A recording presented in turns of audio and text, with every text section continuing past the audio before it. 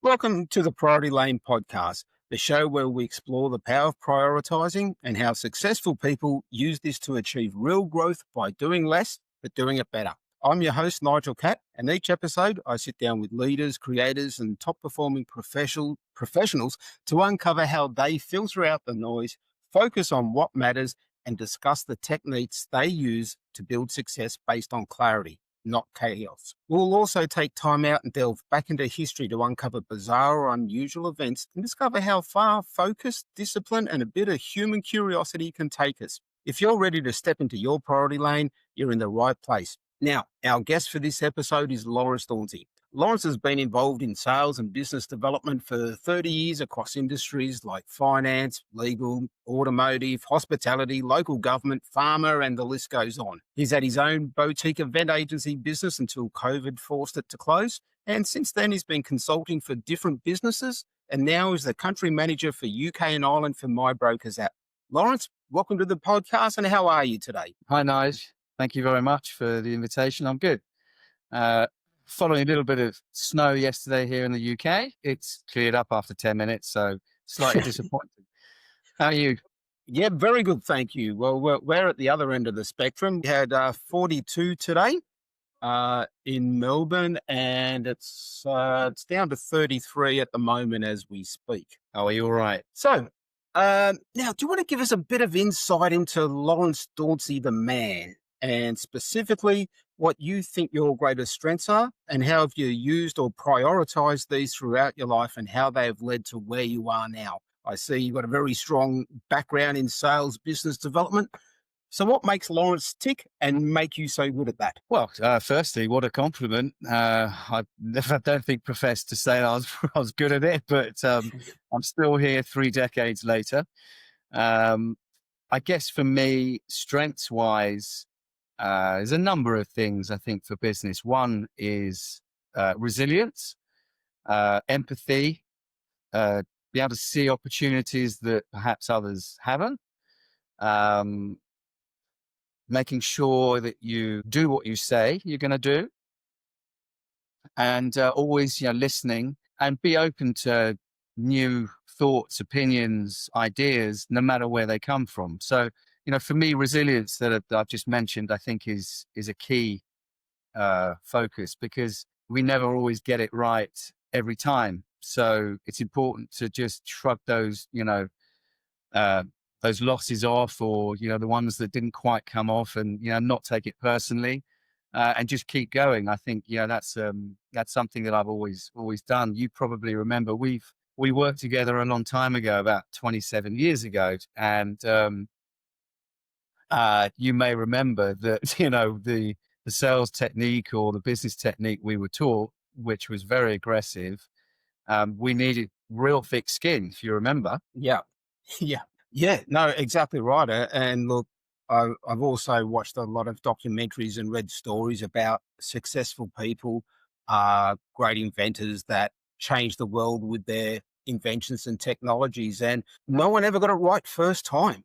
They were all failures before they were successful. Yeah, So true. the only difference between them and other people is that they picked themselves off the mat and gave it another go. And it was that final go that the world remembers them for. It doesn't remember their failures, or it remembers their successes. So Yeah. yeah, resilience, hanging in there, and backing yourself. Yeah, so that was, obviously, as I said, that's a key one, for anybody starting in business, any youngsters straight out of, graduating or whatever, going to their job, is to, have resilience and energy, and also the enthusiasm and desire to just get stuff done. I think, I think that's missing somewhat, perhaps in, the newer generation. I don't know. I think empathy that I mentioned is hugely important, because it is, for me, it's all about, the human element, and, being able to, listen to people, whether you're buying or selling, is hugely important, so, because at the end of the day, we're people. That's the listening that comes into it for me. I think it's very, very important, whether you're selling something or whether you're buying, is to listen to your buyer, your seller, to really establish whether or not you have something that they need or they want. So yeah, I Well, think, as I that's said, sorry, doing what you say you're going to do is again massive. That's something that I've always made sure that I put in the priority lane for me is if you tell a client that you will do something by a specific time or day, make sure you do it. yeah, Again, it's for me it's just common courtesy. yeah. So, along your journey, have you turned down opportunities that may have been successful, but just didn't feel right for you? Thought, well, look, I can do this, but my heart's not in it. I'm just going to stick true to myself and prioritize my journey and where I want to go. For sure, yeah. There have been, I'm sure, many people.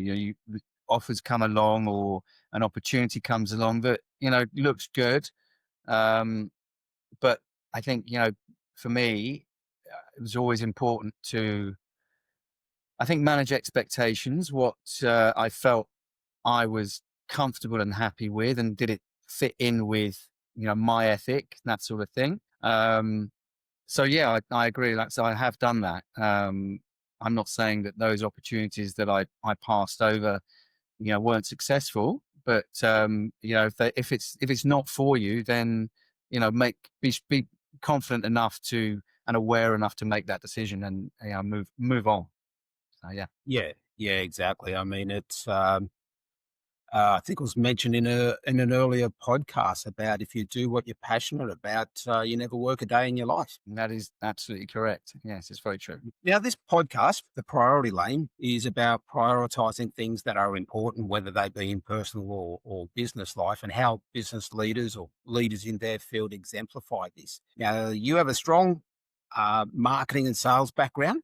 I want to ask how you identify things that are a priority and then, just as important, ensure that they are treated as a priority. And I'm particularly interested in the sales and marketing, as this is an area that is crucial for all businesses and an area that is getting increasingly bombarded by new technologies, whether they be gimmicks, fads, or actual changes in technology, changes in the way people can market themselves. How do you find how to find what is a priority for you and what you're trying to achieve, and then to make sure that is treated as a priority? I mean, it's a very great question, a deep question too, Nige, to be fair.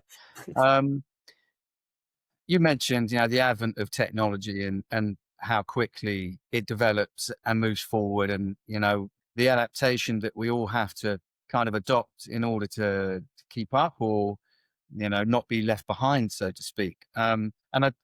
For me, in terms of sales and marketing, you remember yourself so many years ago how things have changed, and I think, as I mentioned earlier, the human element is something that I always put at the forefront, because the world is developed and run, and ideas and technology is created by people, right? So for me, I really like to focus on that human element in my sales and marketing and any business development plan that come up with, because this is who you want to reach. So your target market, or your route to market, for me is all about the human elements. Whereas a lot of people nowadays uh, not hide, but they prefer to be contacted via email or, what I call behind the sort of scenes. Because that way, if they don't answer, you're not sure whether they got that sort of thing. Whereas when I first started, my career um, back in mid 90s, we got on the phone, people spoke to each other. It wasn't necessarily it was a very aggressive, cold calling, but the fact is, we didn't have that technology back then, mobile phones and, and all the apps and all those sorts. We didn't have that. So we had to speak to people, and I hold that in high regard still. Obviously not the process of cold calling and annoying and rude to people as we were, but the people aspect is a massive focus for me, and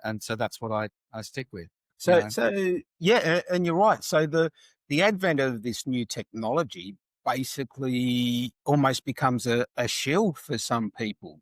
I think And so. yeah, or an excuse for not making that direct contact. Correct. And I think for a sales perspective, if you ask yourself truly, what is sales really? And for me, it is basically you're trying to sell a product that someone doesn't know, okay, from a person that they don't know. So of course they're immediately on the back foot. Oh, I don't know. But if you don't listen or take the chance to listen to somebody about a new product or a new company that has a product, how are you going to know whether it actually streamline your business or at least give you a springboard to do better? How do you know? And Well, that's a question that I always put to potential clients. yeah, and look, that's a great point. And look, this is a great segue into our historical event. As you know, Lawrence, each episode, pardon me, we delve into a quirky historical fact of the month that we're in, which happens to be January. Today, we're going to talk about the first canned beer. I assume you're familiar with beer and the concept of putting it in a can? I have a limited knowledge on that. Yes. Right. Okay. Okay. Do you want to have a stab at which country actually produced the first canned beer? I don't know. I'm going to go someone like Belgium. It was America. That was an Yeah. easy one. Yeah. Okay, so let's have a chat about it. So the first canned beer is produced. We really would not want to live in a world without cold canned beer. From January 24, 1935, we no longer had to. That was when Gottfried Kruger Brewing Company and the American Can Company teamed up to put cans of Kruger's Cream Ale and Kruger's Finest Beer in the stores of Richmond, Virginia for the first time. Cans had long been an established way of containing food, and the concept of supplying beer in this way had been kicked around since 1909. However, it was not until Prohibition was repealed in 1933 that the American Can Company hit on the idea of a can featuring a coating of an animal and brewer's pitch. This was designed to stop the beer reacting against the metal, which affected the taste and color. Also, a pressurized can controlled the internal pressures caused by pasteurization. The first brewery willing to take a chance on the cans was Kruger.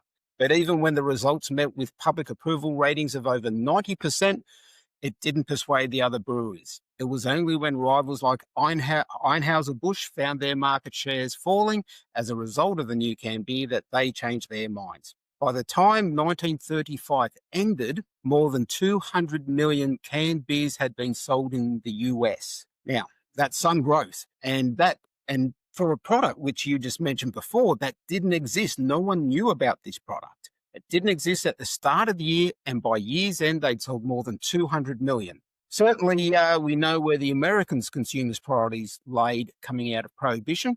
Have you ever been involved with a business that experienced such extraordinary growth? I mean, wow. Firstly, what a history lesson. Yeah, that's staggering figures. Considering 1935, what was the population of the US at the I'm glad you asked, Lawrence, because I've been doing my research. time? And the population in the US in 1935 was 127 million, I was and going to say, 50 million of these were under the age of 21, which means basically every person legally able to buy the product did so about 3 times on average. So I think I'd tick that off as a successful launch. Don't know how you'd rate it. as I said, that's a staggering success story. My only thing with the way my brain works is, you mentioned the brewery, Kruger. Well, that's not an American name, it's German. So, and the fact that, so I'm not going to say it was America, I'll say it was German instead of Belgian. But yeah, And I was also, close. one was a bush. Yeah, exactly. So, but yeah, a staggering set of figures there, Nige. I've never been involved with something that has had that sort of overnight success, but I think one of the key words why that worked and why it was so successful is timing, without a shadow of a doubt. And I think any major business, or if you speak to any of the current planet's billionaires, you ask them whether timing of any of their deals that they've had that have been successful was a factor.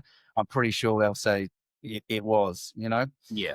Um, and also, if you think now, I mean, that I would say maybe 10, 15 years ago, a simple marketing model was age, sex, lifestyle. So if you had a new product or, you're trying to push it to market, those three things, what age group are we targeting? What sex are they? Male, female, for example, and what is their lifestyle? Do they work in the city? That sort of thing, right? And a good example of that was Bacardi Breezer. I'm not sure if you remember those. Yes. Yep. You know, they were on the market for, I don't think any more than maybe 18 months to 3 years. It was not a one-hit wonder, but they were so popular because they targeted young women who were affluent, and like worked in the city, for example. And they used, things like flavors like melon. So it was all about vocabulary as well, which is, I think certainly important. Whether that worked, for the Kruger brewery back in 1930s, I have no idea. But whoever came up with the idea and the timing, like you say, post-prohibition, I mean, that's genius. It's a stroke of luck. Well, yeah, and especially in the industry that they're in. I mean, they don't just have to promote their product; they have to change people's behaviour in what can be quite a personal and even parochial activity of beer drinking. Drawing on your experience, do you? What do you see as the keys in changing market behaviour or perceptions, whether it be in the beverage industry or any other industry? Yeah, as I said, that's something I keep touching on is the human element of it. We're now unashamedly we are I think a species of convenience and and speed. If we can get what we need quicker, we're gonna jump on that. But as I said, behind that is still somebody. There is still somebody creating, apps. There's the technology. So, and as you mentioned earlier, that it's like a screen, like they're hiding behind the technology. And I'd really like to see people start talking to people again. I think it's a dying art. It's something that we've got vocal cords for a reason. Apart from singing in the shower, which I understand you do poorly.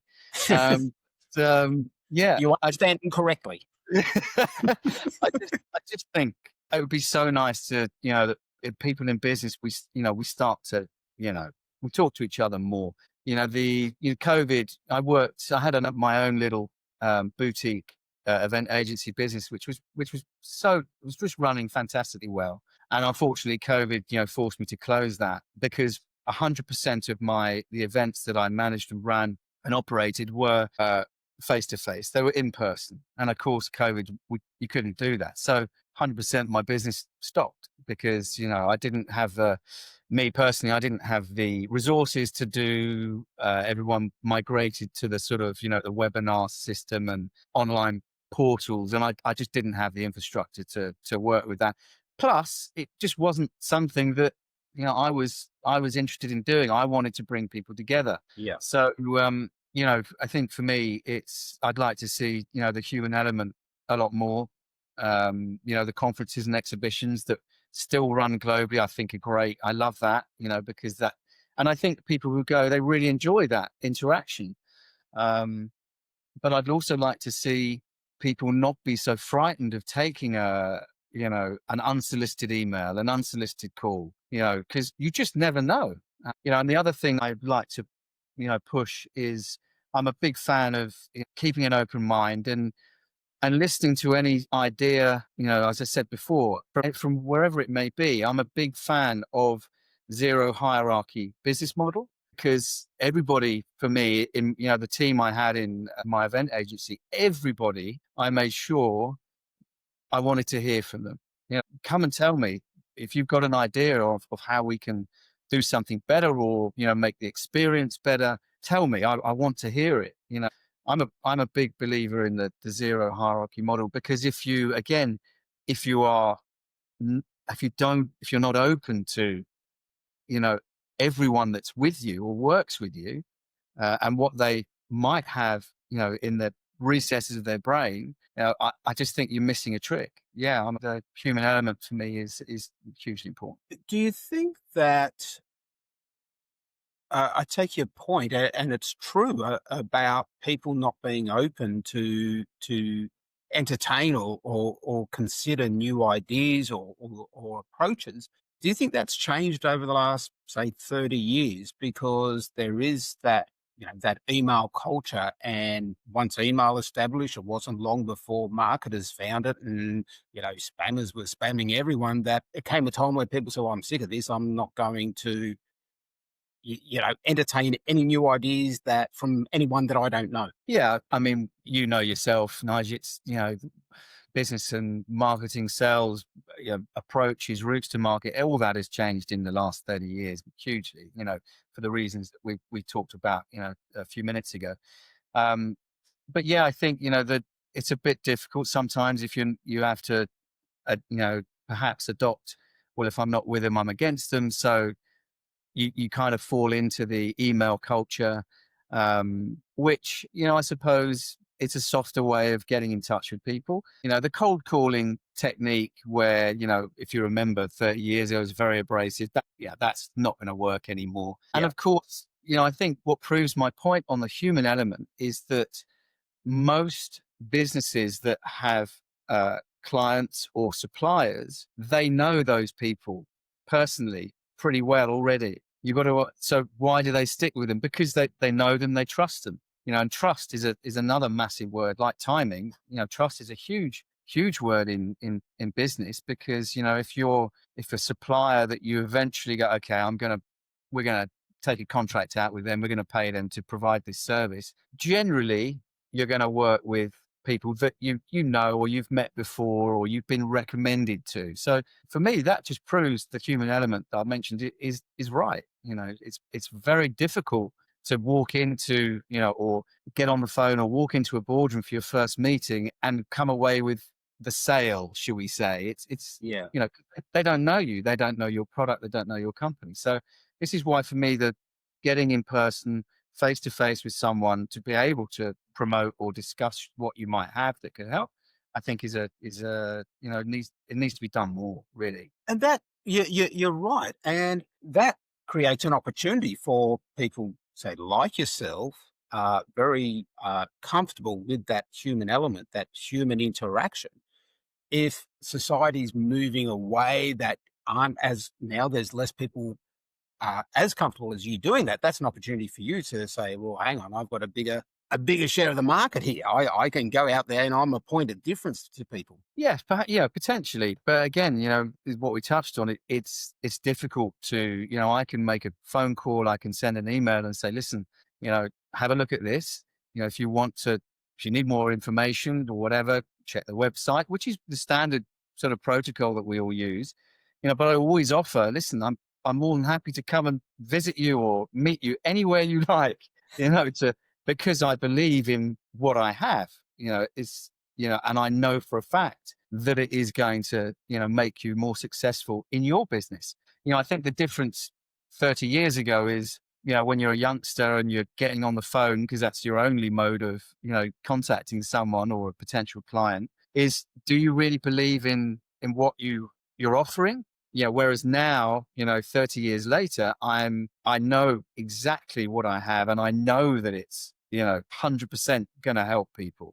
The difficulty is convincing someone who you've never spoken to before, or they don't know you, to go, all right, Lawrence, we'll meet, we'll have a Zoom call, whatever it might be. And that's the hurdle, and even if something is free, trying to get someone to, have that 2-minute conversation, 5-minute conversation with you is really, really difficult, because I feel, the advent of technology, which we've mentioned, and everything is pretty much app based. A prime example, I was watching one of the TV streaming platforms. I won't mention which, because I'm not going to give them airtime, and they haven't. Uh, and all of a sudden, up on the home screen was an advertisement for a foreign car maker. Again, I won't give them airtime. And it quite simply said on the left, download the app here for the info. There was a picture of the car. I think it was an electric vehicle with its range, of whatever it is, 28 miles or whatever they do. It had the range, and it had, price and something else. So there was just very bullet point but they were just bullet points under the car. On the left was click here to download the app to view. And at the bottom, it said, press up on your remote control to buy. Now, right. And I do know of the manufacturer, but I'm not, I'm still, internal combustion engine man, to be fair. I drive a 3-liter straight six BMW from about 25 years ago because I like to keep everyone warm. So, uh, you know, the, so for me, I sat there and thought, wow. And I even took a picture of it with my phone, because I just found that marketing, it's like, this is a sales technique, a marketing technique that I've never used, you know, particularly being an unknown. Download here. Oh, okay. And the number of people that must have downloaded it must be huge. So Yeah. how do you measure the marketing trend now if all you have to say is download here, 2 words, and someone does it? I mean, it's, I find that fascinating. And it's to your point that you made earlier is the human element. It's whatever the company thinks is good in terms of marketing is pretty much irrelevant. It's what the prospects think. So you make it easy for them, and that's, I guess, the technology makes it very easy to do that nowadays. Sure. But I mean, you still see this particular electric vehicle manufacturer. I understand that they've gained some, quite a level of prominence and success over here in the UK. But for me, whoever came up with that idea, I feel it's very clever because you're just jumping over all the traditional methods Yeah. of marketing or sales or business development, and you're just giving it's an imperative. It's what I call a marketing imperative. So you're telling them what to do. Download here, and the person goes, okay. I think it's amazing because it's have I done that? Probably I did it with, my banking apps, of course, on the mobile, that sort of thing, much to the detriment of the high street branches, which are all pretty much disappeared now in the UK. So yeah, I just found that really interesting. Whether I can adapt to an imperative marketing platform, I'm not sure I can. I don't know. So you found that more high tech than the 2-page fax we used to send out? Somewhat. And that shrill telecommunications connection that your internet has, remember? You need to be a bat to pick it up. So, yeah, I just find, the technology is great. There's no doubt about it. But, could I adopt this, imperative marketing strategy, in my sales? Perhaps, yeah, I don't know. I haven't really thought about applying it, but perhaps it's time I should. Yeah. Yep. Well, I mean, what do they say? You got to adapt or die. Exactly. So, but interestingly, 1935, we're still drinking out tinnies. That's what you call them. Yes. Yes. I mean, Yes. that's a huge longevity. I mean, that's massive success. So, yeah, and I think that was a good one, by the way. Okay. Yeah. No, thank you for that, Lawrence. That's great. Now, just to finish up, we're going to just have a few questions to you about prioritizing and how you manage that. So, how do you decide what deserves your time and what doesn't? Now, this can be in personal life, can be in business, whatever. But how do you decide what's a priority for you? Good question. Imagine it would be, does it serve me and does it serve those around me that that might need help or assistance? I suppose I would, if you look from a family perspective, let's take that. I always prioritize certainly the children to what can I do to perhaps giving them a little bit more time, because as work-life balance was always a little bit tricky, Yep. particularly for entrepreneurs, who they work, effectively the old adage that you don't own a business, the business owns you.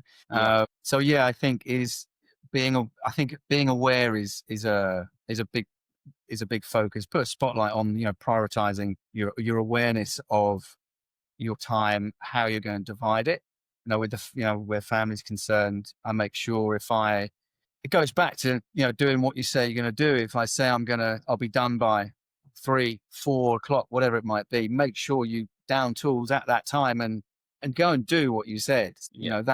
That's a priority. Which sort of harks back to what you mentioned earlier about on the client side of things. If you tell a client you're going to do something, make sure you do that. Absolutely. So that is a massive priority. I think, for any supplier or whatever, you do what you're going to say you do. Make that a priority. It's very, very important, you know, um, because you will then get that reputation for being reliable, and reliability is like, wow. And the other R is responsibility. You have a responsibility to, particularly if you're a business owner, you have a huge responsibility to, you know, make sure you uh, deliver what your business says you're going to deliver when you say you're going to deliver it. You also have a big responsibility, which I feel is a big priority on, to nurture your staff, your team. That's hugely important, so, you know, prioritizing those sorts of things. And I think Richard Branson said that, you train your staff well so they can leave, but you treat them well so they don't want to. Right. So, he made a priority there of, focusing on, again, that people element, his team, giving them the skills and the knowledge to advance if they wanted to, but yet treating them well enough, as you should, so that they don't want to go anywhere else. They love it. So I Wow, think, that's great. I like that. I hadn't heard that before. That's yeah, very good. yeah, it's not mine, but it was No, Sir no, Richard. So yeah, it's your thanks, Sir mate Richard. Richard. Yep. Yeah, yep. So, I mean, that's very good with what you said there. Do you have a way of like a self-check mechanism to make sure you're practicing what you preach? Of how you said if you said you're going to be finished, well, that's an easy one. If you said you're going to be finished by 3, you make sure you finish by 3. But in other aspects, do you have a way of making sure that you don't get distracted and just don't go over time or just neglect priorities that shouldn't be neglected? Yeah, so it's something I use in business and in family life, particularly when the children were younger. It's kind of along the lines of, do what you say you're going to do. But is you give the timeline of what's capable, what's going to happen. So, and you can I do that with, clients. You let them know I'm going to be doing this here. I have whatever it is at. You give them a timeline so they know the boundaries and know they've got it. You're managing the expectation. Personally for me, I'm old school, so I use a diary and a pen or pencil, and I make sure that I make notes for what I want to achieve for the day from a business perspective. Do I need to research these, potential clients? What have I got that might help them? And then I set out a goal that I want to, achieve, hopefully by that day. But yeah, I mean, when you have, for me, when you have an existing client that you supply to, you know, give them a schedule, manage those expectations, put a priority on that.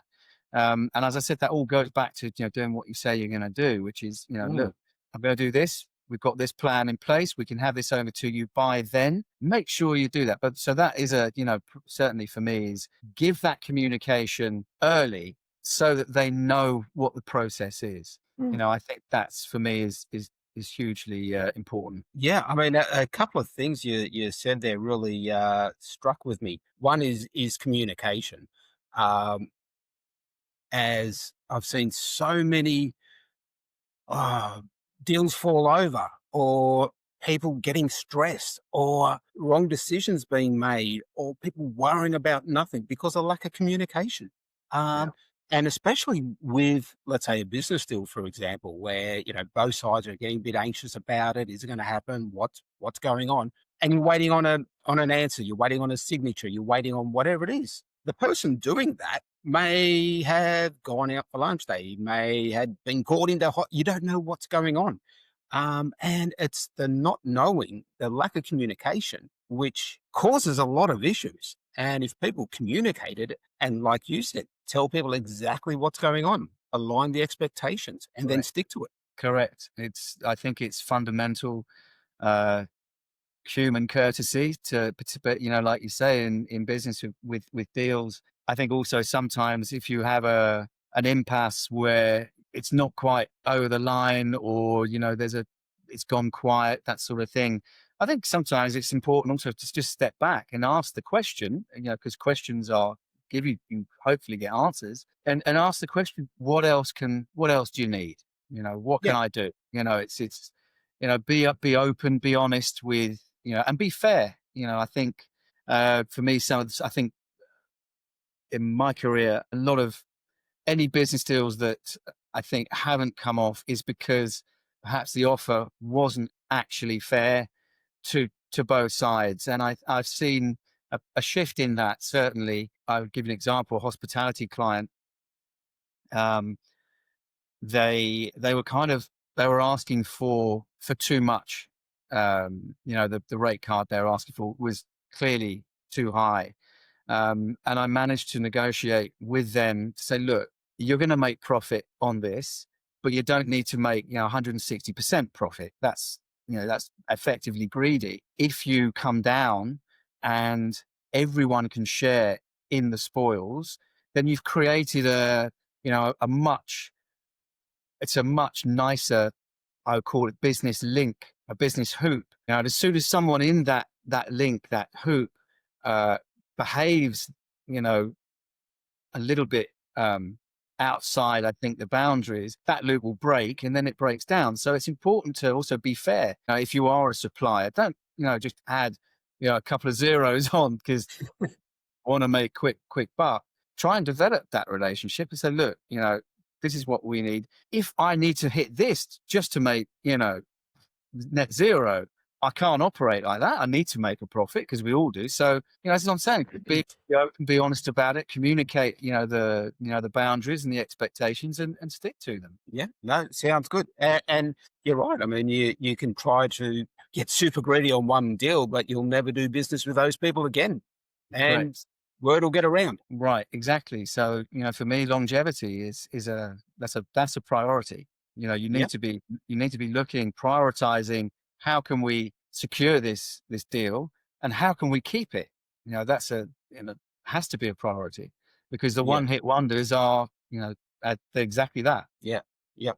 Yep. And the other point you mentioned, it's talking about giving that expectation, giving that schedule to the client or supplier, whoever it may be, then they make you accountable as well. So it's not just on yourself to be self-disciplined and accountable. You got other parties expecting you and staying on you as well to make sure that the priorities are delivered. No, correct. And that's where the responsibility of, being a business owner or a senior individual in work, that, that you have that responsibility, and you should, I think that you should embrace that.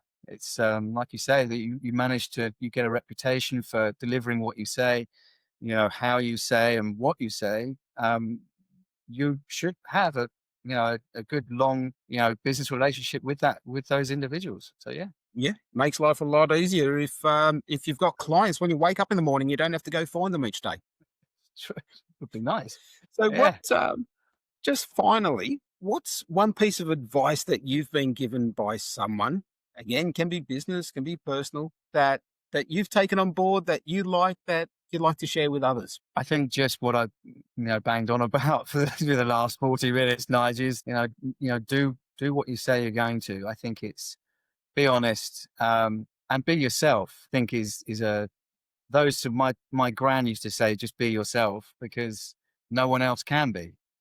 And Yes. I remember thinking, it's obvious. I think being yourself and, being honest and doing what you say, you'll be all right. Definitely. So that's kind of what, I've stuck with that. My granddad, by the way, good Lord. So that 1935 nugget you gave us earlier, used to do sale or return in bottles, not cans. So Oh, okay.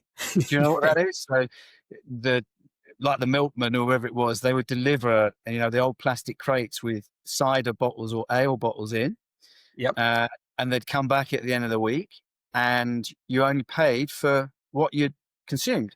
and he took the rest back. Oh, okay. Yeah. So how things have advanced now, you could imagine going to a supermarket. What do you call them over there? Bottle shops, and you buy Yeah, a yeah. 4-pack and you only have 2, and you go back. No, I don't want those.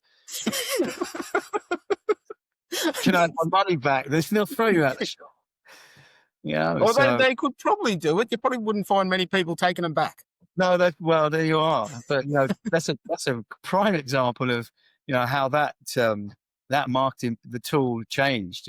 Sale or return was based on trust, and everybody used to do it. It's just like, okay, and you leave, no one nicked them. It was amazing. So That was my first thought, that if they just leave them at the front door, no, it's people just go around and take it. No? no. Honestly, it's just different era. Yeah. But try that next time you go to the bottle shop, if you ever do, of course. Buy your 4 beers and take 2 back the next day and go, oh, I didn't really want those. Can I have the money back? They can go, no. But I haven't opened them. The sell-by date's still good. I mean, Yeah. I'll let them know maybe when I buy it. Listen, if I'm not happy, I'll bring them back to you. Yes. Look, Lawrence, thank you very much for your time today. It's been an absolute pleasure talking to you. And look, I think you've really imparted some pearls of wisdom there. Your ethos when it comes to business and life in general is be yourself and that human element. Because being true to yourself, if you're not, other people pick up on that anyway, and they'll be going, "What's going on here? Something's not right."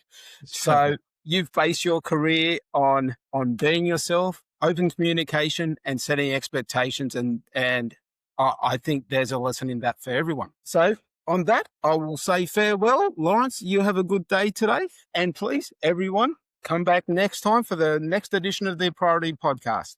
Take care. This episode is sponsored by My Brokers app, a white label app built specifically for financial advisors and wealth management professionals. If you want to know how you can have your own app exclusively for your business and your clients up and running by this time next week, visit mybrokers.app or download the free My Brokers demo app from your favorite app store.